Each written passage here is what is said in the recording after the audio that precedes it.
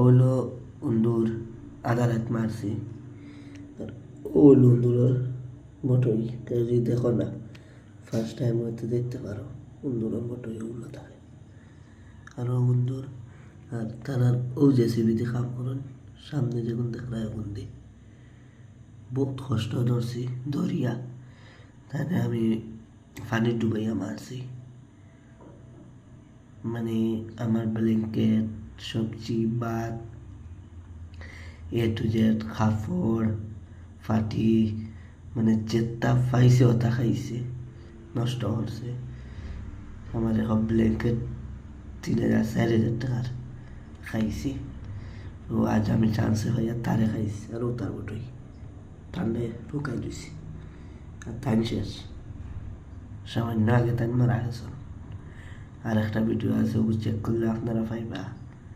তাই আমি দরিয়া দেখাইছি ওটার মাঝে যে তাই কতখান খরচর হইয়া।